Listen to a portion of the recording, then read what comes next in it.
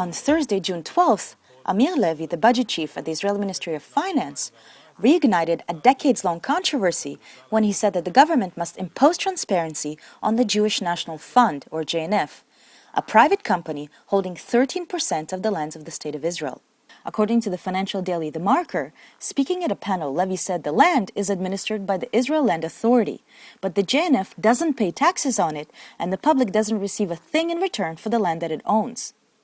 According to Haaretz, the comment sparked an angry response from JNF officials, who said that the Budget Division Director, Levy, is still new to the job, and that's the only rational explanation for the lack of mastery of the material that he's demonstrating.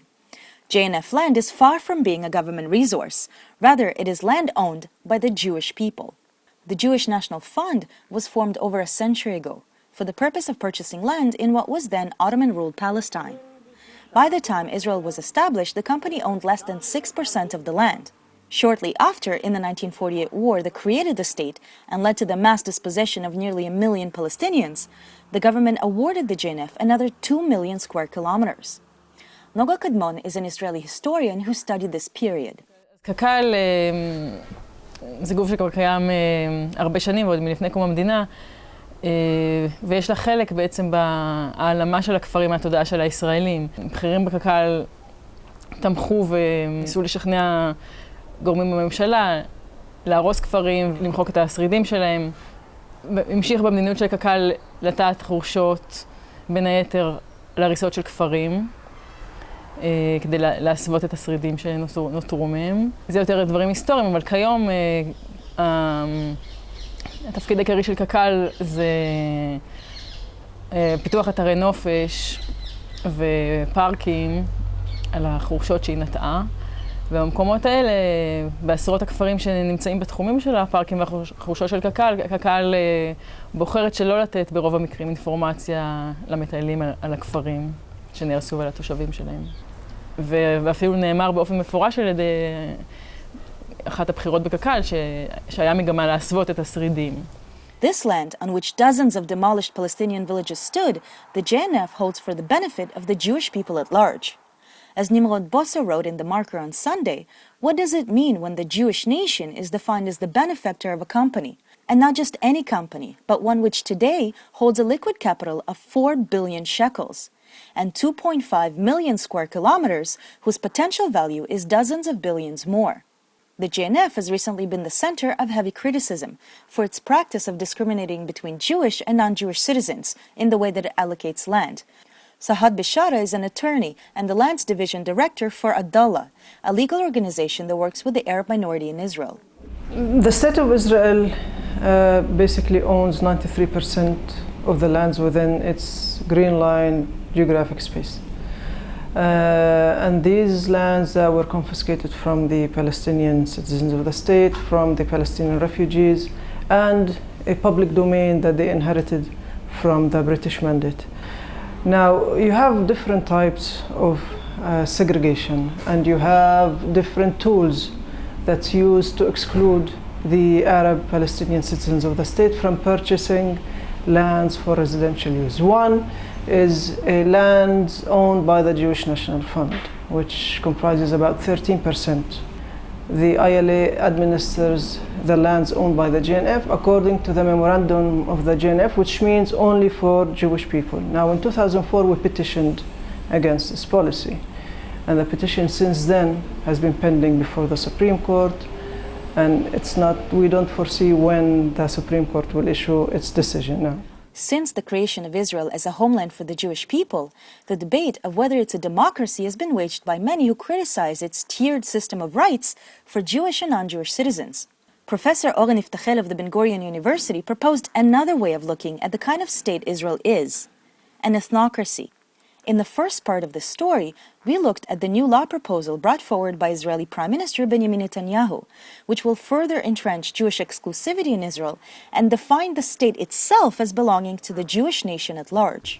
What are the characteristics of an ethnocratic state?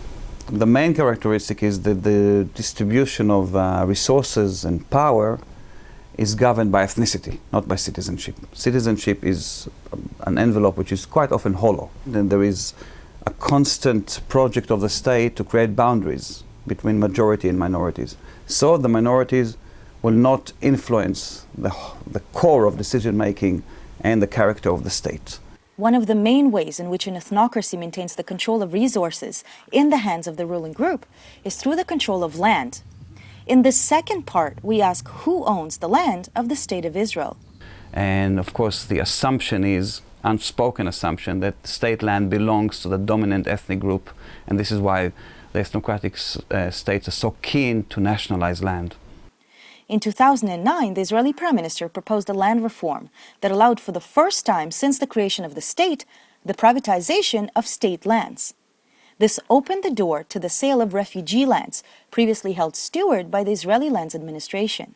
From 6% of Jewish land, and you can add to it the British Mandate land and other, perhaps public persons, you can get to 10%. Now Jewish and Israeli land amounts to 96%. That is 93% state or public land and 3% more Jewish private land. This is huge, profound Judaization of the land. In order to secure that the land of Palestinian refugees who fled and were expelled in the 1948 war remains in the hands of the state, Israeli state lawyers used a complex legal argument using British and Ottoman Empire law. The most important part of it is making the law, massaging the law, manipulating the law in a way that the state will declare that all it's doing is legal. And they came up with this idea of mawat, dead land, which was land that was uncultivated, unpossessed, distant and neglected.